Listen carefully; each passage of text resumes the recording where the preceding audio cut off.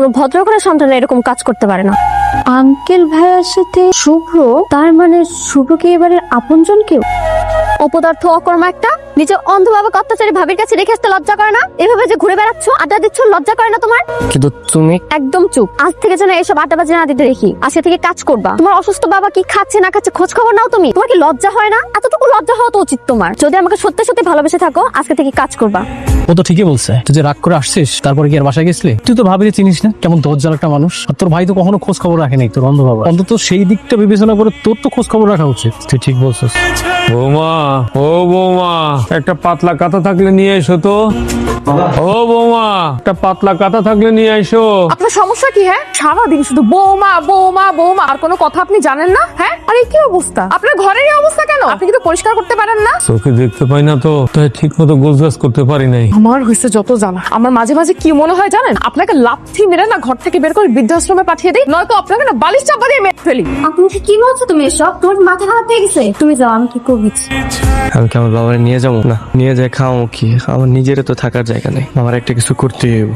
কি হয়েছে তোর? তুই কাঁদতেছিস কেন? আমি অনেক বড় অন্যায় করে ফেলাইছি, অনেক বড় অন্যায় করে ফেলাইছি রে। নিজের মুহূর্ত বাপে যখন অত্যাচার বিরুদ্ধে দেখছি না, আমার না অনেক কষ্ট লাগছে। আমার মনটা চাইছে আমি আমি আমি কিছু কিছু একটা করে ফেলাই, কিন্তু আমার নিজের পায়ের নিজেই তো মাটি নেই। আমার বাপের নিয়ে এসে কি খাও? আমি নিজেই তো খাইতে পারি না, রাস্তায় রাস্তায় ঘুরি। আমার কিছু একটা করতে হবে, কিছু একটা করতে পারো বন্ধু। টাকা পর্যন্ত জন্য কিছু একটা করতে হবে। মায়া ঠিক করতে হবে, রিক্সা চালাবো, যা করা লাগে আমি তাই করবো। আচ্ছা শোন, তুই কোনো টেনশন করিস না। আমার একটা মামাতো ভাইয়ের দোকান আছে, আমার ভাইয়ের সাথে কথা বলে দেবো, দরকার হলে তোর একটা ব্যবস্থা করে দিবে। তুই একটু দেখ বন্ধু। ভাইয়া, এই আইশ্যাডো বক্সটা দেখান তো। তুমি এখানে কি করো? আর এটা কার দোকান? এটা তোমার বন্ধুর মামার দোকান, এখানে চাকরি নিলাম। আজকে থেকে তুমি আমাকে এখানে পাবা। আমি তো তোমাকে দেখে একদম অবাক হয়ে যাচ্ছি। তুমি তো বলছিলে যে চাকরি না করে সারাদিন আড্ডা দিলে তো আর হবে না, জীবনে কিছু করতে পারবো না, তাই ভাবলাম আমি চাকরিটা নিই। আমি সত্যি অনেক খুশি হয়েছি। শুভ, তোমার বাবার কষ্ট চোখে দেখা যায়। তুমি ভালো কিছু করে তোমার বাবাকে ওখান থেকে নিয়ে আসো।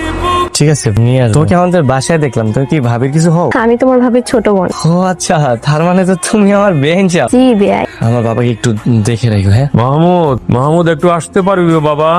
আঙ্কেল, আপনি একা একা কার সঙ্গে কথা বলছেন? না, একা কেন, এই যে মাহমুদ তো লিখছে। কই, ভাইয়া তো এখানে নেই। নেই মানে? আমাকে না বলে চলে গেল। আমি গল্প বলছিলাম, সে তো লিখছিল। আচ্ছা আঙ্কেল, আপনি আমাকে বলুন, আমি লিখে দিচ্ছি। তুমি যেভাবে জিনিসটা ভাবতেছো না, এতটাও সহজ না।